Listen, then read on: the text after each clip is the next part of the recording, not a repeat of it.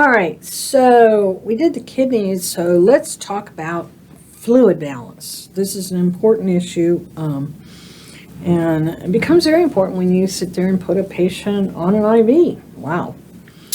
All right, so when you talk about a fluid in the human body, you got to talk about water and you got to talk about electrolytes, and they are interdependent in the body. A change in one causes a change in the other. Electrolytes are ions. You dissolve something in water, they disassociate and become ions. There's an electrical current. Okay. The most important electrolytes are sodium, potassium, calcium, hydrogen, some of the others that you can see, but those four are biggies.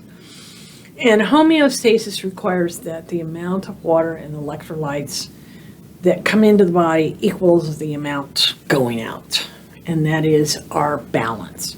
And the balance maintained, basically have to replace water loss and electrolytes that are lost or excrete any excess that you may have. Now, body fluids are not uniformly distributed in the body. They occupy compartments, and these compartments have different volumes and they have different components. You can give me a fluid and I can tell you whether it's an extracellular fluid or an intercellular fluid. In a few minutes I'm going to tell you how to do that. But basically, females have less water than males because we have more adipose tissue, which is lower in water, and males have more muscle. And we have these different compartments, the intercellular fluid, which is the fluid inside the cell, and the extracellular fluid, which is the fluid outside the cell. And you can see the intercellular fluid, it's about a 60-40 ratio. The intracellular fluid is all the water and the electrolytes inside the cell, about 60%. But the extracellular fluid compartment contains other fluids. So we're talking about the interstitial fluid, blood plasma, the lymph and the lymphatic vessels, and what we call transcellular fluid, which are found in other places like the aqueous and vitreous humor in your eye, the synovial fluid in your joints, the cerebral spinal fluid in the brain, serous fluid that we've talked about. Think about it. All right. So when we look at the body fluid composition, again, they're all similar in composition in terms of they're all electrolytes and water, but they have different concentrations of these ions. Extracellular fluids have higher concentrations of sodium and chloride and calcium particularly. Intracellular fluids have higher concentrations of potassium and phosphate. You should be able to understand this if you go back and think about nerve conduction and muscle contraction. If you remember, in order to start this, to initiate a muscle contraction or to initiate nerve conduction, you have to move the sodium from outside the cell to the inside the cell, and then the potassium goes from the outside the cell to the inside the cell. So you have to start with a higher concentration in those areas. So you have to start with the sodium higher in the extracellular fluid and the potassium higher in the intracellular fluid in order for that to occur. And if that isn't there, you've got problems that we're going to talk about. Now, we do move the fluids between compartments. There are two major factors, that is the hydrostatic pressure and the osmotic pressure. Okay, hydrostatic pressure, the water pressure, and osmotic pressure is also, this is exerted by the solvents that are in that fluid, whereas the hydrostatic, the water. So I said I could tell you the difference. Here it is, look at that. Now, if you have a sodium level drawn in peripheral blood, you're going to get a result that's approximately 140 milliequivalents per liter. And your potassium is only going to be about 4. That's normal. So just FYI, these components are totally different because we have to have them different in order to have this nerve conduction and that sort of thing occur. You do get movement between these compartments. The fluid leaves the plasma at the arterial end of the capillary because we talked about this, because of the outward force of that hydrostatic pressure. And fluid returns at the venule end because as you move this stuff out, the colloid osmotic pressure becomes higher and it goes into the vessel. We talked about this. Okay. Now, one thing we have to have is water balance. Our water intake has to equal our water output.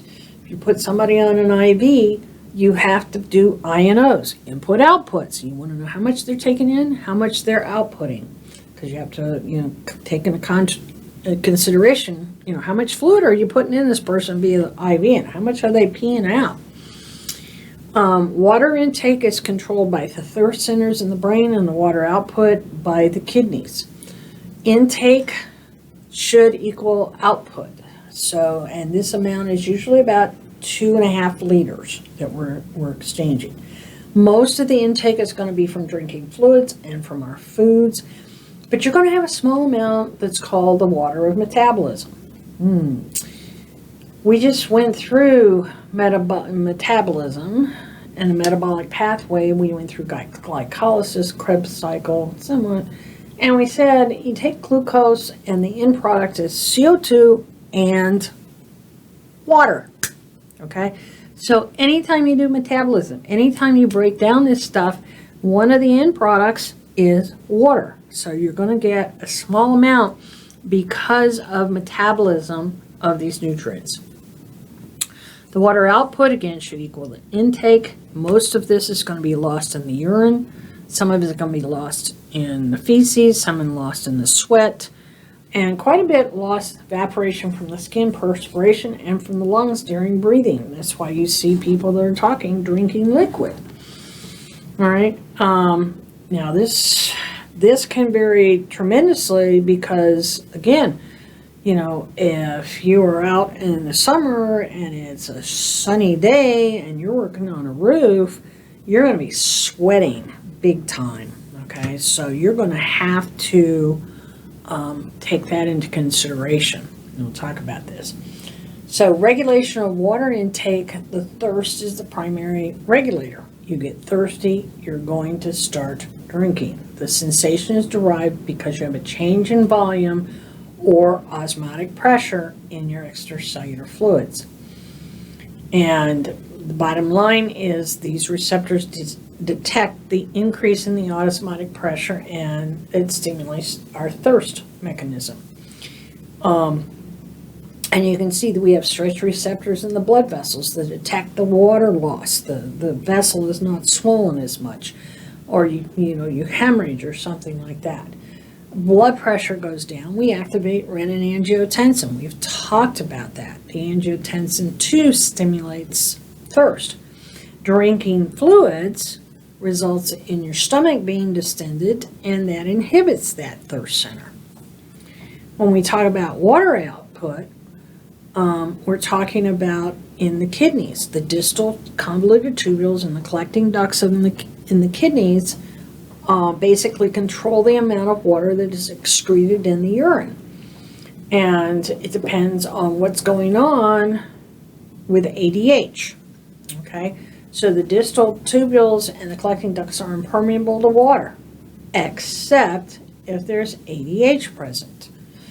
So if during dehydration, the excess water loss causes these receptors to lose water and to shrink. This will stimulate ADH to be secreted, and that will increase the permeability in the tubules and the collecting duct to reabsorb and conserve water. If you drink excess water, the excess water causes those same receptors to swell, and so therefore the ADH is inhibited and they will be impermeable to water and your urine volume increases. This is what when you over imbibe in alcohol, just FYI, that's why you pee. Your alcohol is an ADH inhibitor. All right, so looking at water balance disorders, first of all, dehydration. When you get dehydrated, the extracellular fluid becomes concentrated and water leaves the cells by osmosis, okay? Osmosis, diffusion from an area of higher concentration to an area of lower concentration. All right, so just think about that. And so waste accumulates in that extracellular fluid, and you have basically that extracellular fluid becomes concentrated and water, again, leaves those cells. We don't want that to occur. Water intoxication, you've taken in too much. Excess fluid results in hyponatremia, Na. That's where the Na from sodium comes from, the Latin derivative, and this is due to low sodium levels. And again, where goes the sodium, where goes the water, you get an imbalance between the water and the lights. And edema, you can get accumulation of extracellular fluid in these interstitial spaces, and a lot of this is caused by a decrease in plasma protein. That causes loss of your colloid pressure, okay? All right, so electrolyte balance, you want to balance these. Again, the most important is the sodium, potassium, calcium. You're going to get these mainly from foods. You're also going to get them from water and other beverages.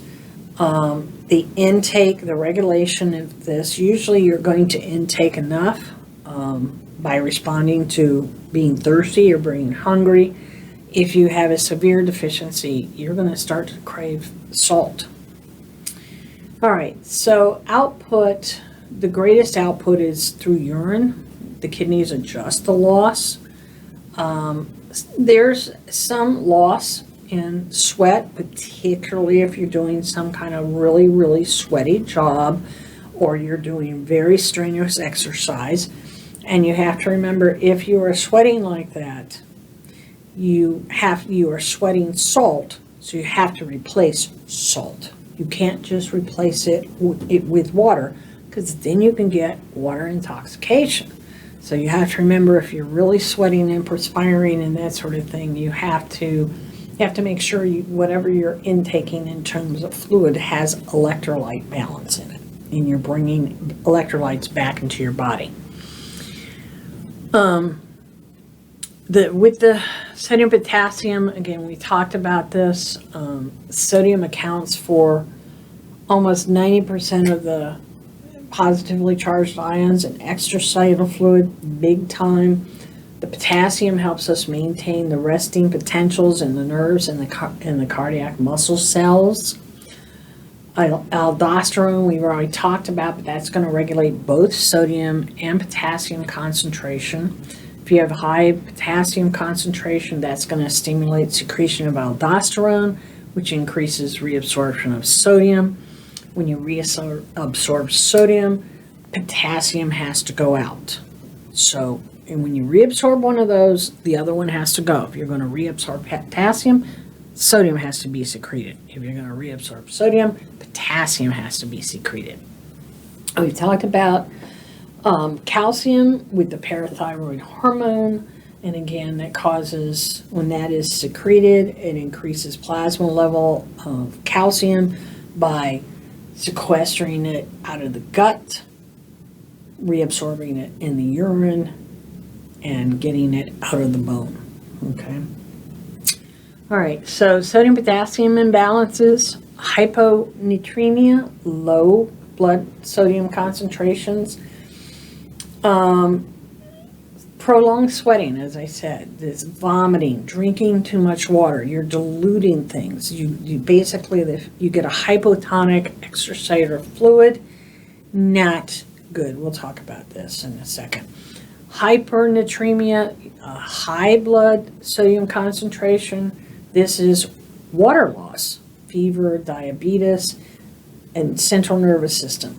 Anytime you get too low or too high sodium or potassium, you're going to run into nervous system problems, cardiac problems, muscle problems. Just think about that. Hypokalemia, because you get an imbalance of trying to move these things across the membrane, and if you've got, too much sodium here and too little, a lot more that's balanced here, you move it over, you still got sodium over here. There's no place for the potassium to move into that extracellular component. And the opposite occurs. Hypokalemia, low blood potassium, diuretics, some kidney disease, decrease in extracellular hydrogen, your decrease in hydrogen, so you're talking about what? Alkaline environments, muscle weakness, cardiac disturbances, again, these cardiac muscle problems. Hyperkalemia, very frequently caused by chronic renal disease, aldosterone deficiency, and again, cardiac muscle problems, cardiac problems.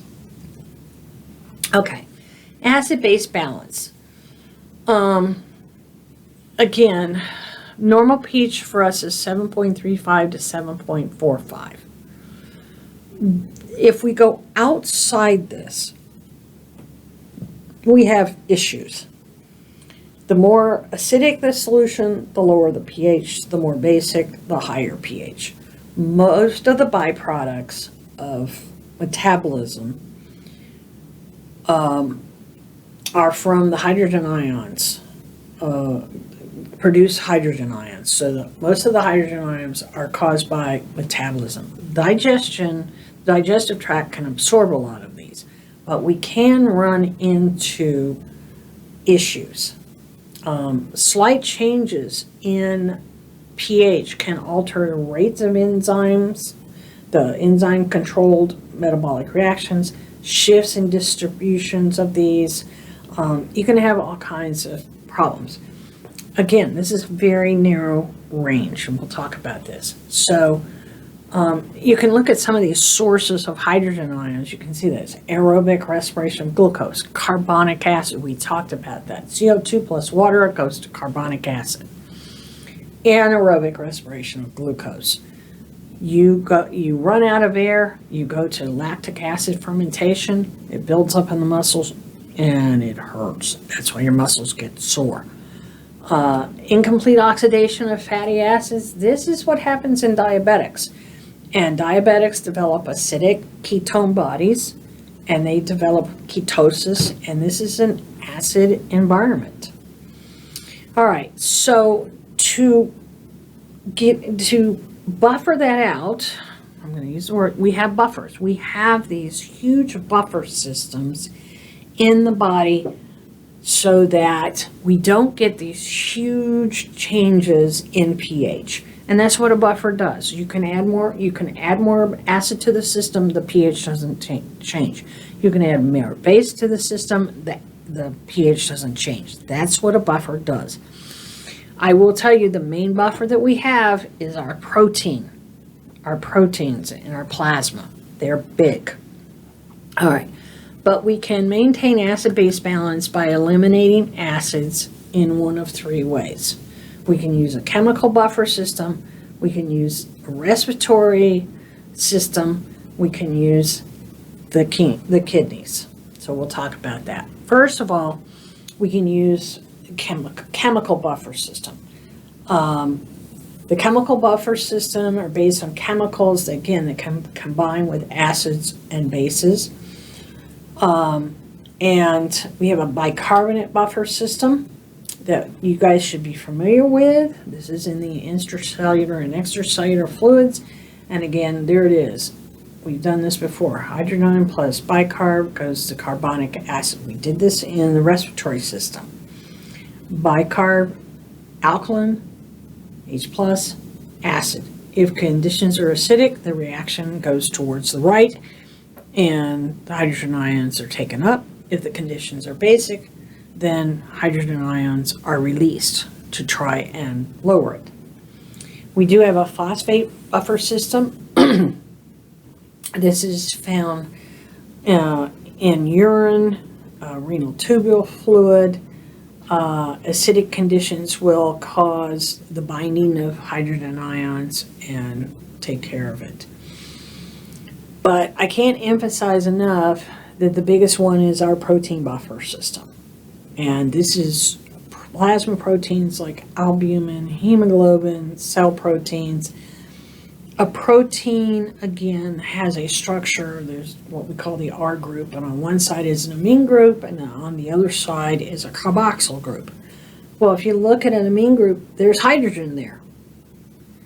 And the carboxyl group, there's OH there.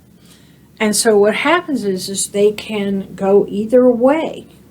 They can buffer this by accepting or releasing hydrogen ions. Hemoglobin is also a great buffer. It temporarily binds the hydrogen ions as they travel. So things that's the chemical. Then we can use the respiratory system. Again, the same equation, all right?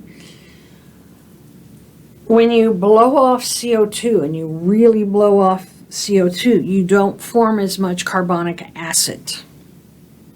So you will go alkaline.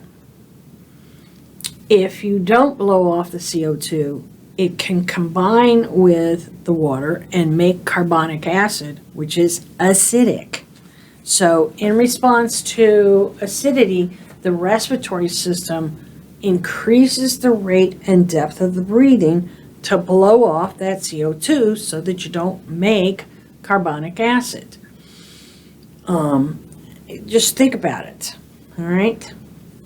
Okay, so the kidneys, we can also lose it. We've talked about this, but the bottom line is that the nephrons can regulate the hydrogen ion concentration by excreting them if they need to.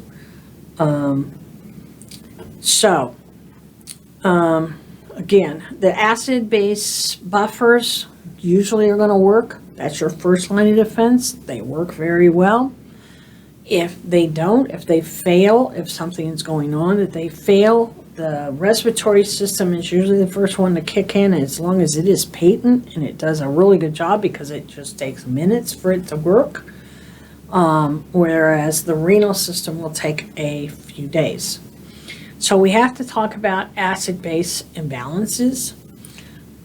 Again, we want the range 7.35 to 7.45. If we're below 7.35, we're in acidosis. If we're above 7.45, we're in alkalosis. And basically, we refer to it as to whether it's a respiratory problem or a metabolic problem.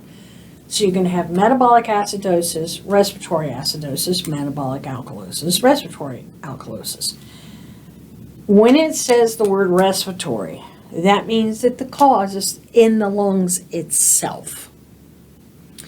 If it is metabolic, that means the cause is not in the lungs. It's somewhere else in the body, okay? So you can see our range, and you can see that survival range. There isn't a lot of wiggle room there. So we have these huge buffer systems that we just talked about, that their whole job is to make sure that we don't fall out of these ranges. And as soon as you drop out of this 7.35 or go above 7.45, these buffering systems will kick in, okay? All right, so let's look at these and what happens. All right, so acidosis, again, respiratory acidosis. This is acidosis that is caused by a problem in the lungs itself. So this would be injury to respiratory center in the brain, or an obstruction in an air passage, or maybe emphysema, or some kind of lung cancer or disorder or something like that.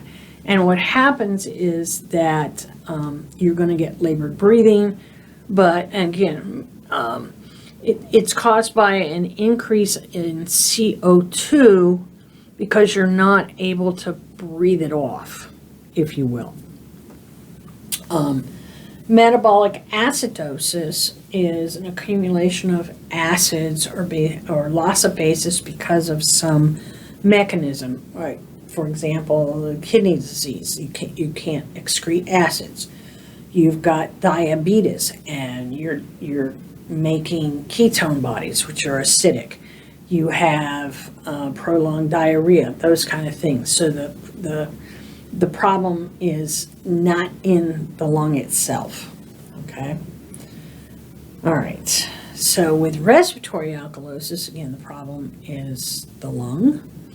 And alkalosis, this is hyperventilation. This is notorious. When you hyperventilate, you will become alkalotic. You are blowing off the CO2, and you cannot make carbonic acid because you've blown the CO2 off.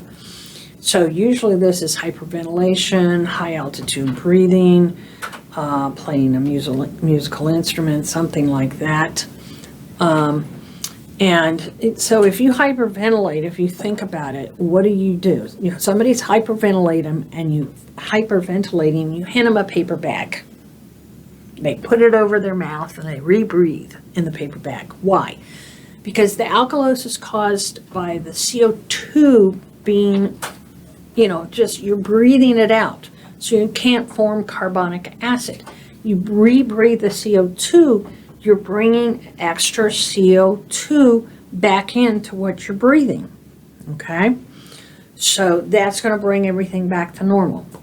Metabolic alkalosis is going to, again, result from something else, and it's usually an accumulation of bases. It may be, a lot of it is you're vomiting, prolonged vomiting. You're vomiting hydrochloric acid. You're taking excess antacids, which are bases. You're on a diuretic or something like that.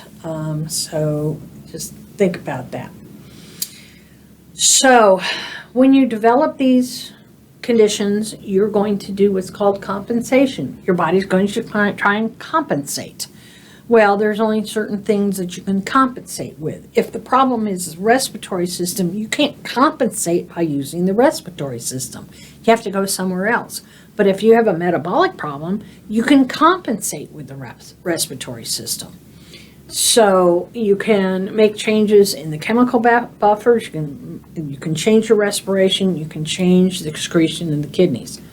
So compensation for metabolic alkalosis due to antacids, the kidneys, you would change the rate and depth of the breathing, retaining CO2, and lower that pH. Just exactly what we talked about. Because it's a metabolic, we can use the respiratory system to take care of this pretty well.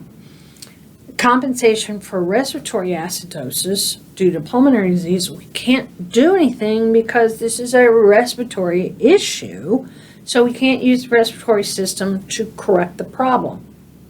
So we're going to use the buffering system, hopefully that'll work, and the kidneys that'll hopefully work. So I think you can kind of get that. All right, that's it. So on to the next chapter.